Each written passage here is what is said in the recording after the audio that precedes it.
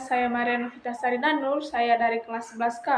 Dalam video ini, saya akan menjelaskan tentang pelaksanaan pemilihan umum atau pemilu di masa Orde Baru dengan pendekatan 5W dan 1H. Berikut penjelasan lengkap mengenai pemilu masa Orde Baru. Yang pertama itu, apa itu pemilu Orde Baru? Pemilu masa Orde Baru adalah mekanisme politik untuk memilih anggota DPR dan DPD yang diselenggarakan secara berkala setiap 5 tahun sekali. Meski disebut sebagai bentuk demokrasi, kenyataannya pemilu ini cenderung tidak jujur karena sangat dikendalikan oleh pemerintah, khususnya untuk mempertahankan kekuasaan Presiden Soeharto dan partai penguasa Golkar. Contohnya itu, pada pemilu pada tahun 1997, Golkar menang telak dengan 74,51% suara, sementara PDI hanya 3% suara. Padahal banyak kasus pelanggaran pemilu yang dilaporkan tapi tidak ditindaklanjutkan.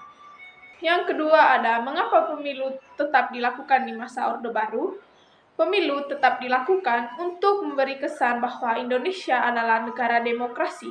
Selain itu, pemilu juga menjadi alat pengusaha untuk menjaga legitimasi kekuasaan di mata rakyat dari dunia internasional agar terlihat bahwa kepemimpinan Soeharto mendapat dukungan rakyat.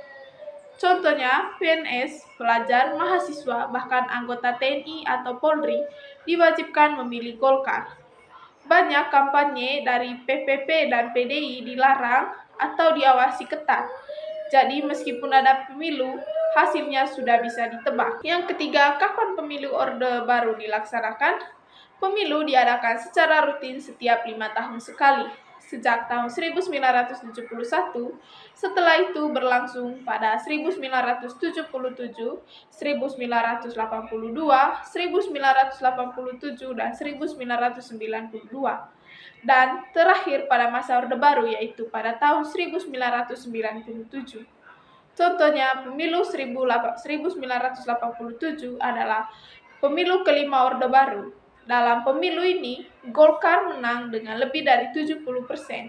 Padahal banyak masyarakat tidak bebas dalam memilih dan ada tekanan politik.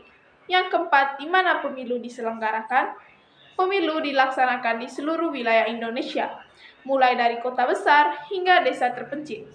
Pemerintah memastikan pemilu menjangkau seluruh wilayah, tapi seringkali pelaksanaannya diawasi ketat oleh aparat.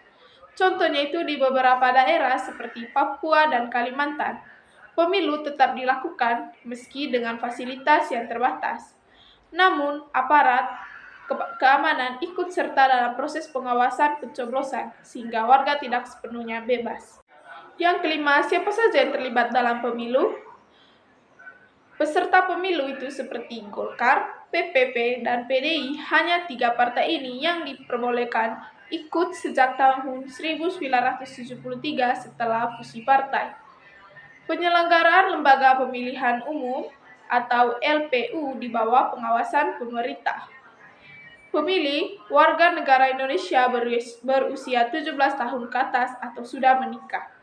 Contohnya itu PNS dan anggota ABRI dilarang memilih selain Golkar, bahkan siswa SMA pun dimobilisasi untuk mendukung Golkar dalam acara-acara kampanye.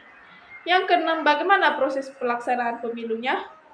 Proses pemilu dimulai dari pendaftaran pemilih, kampanye partai, masa tenang, hari pencoblosan, dan perhitungan suara.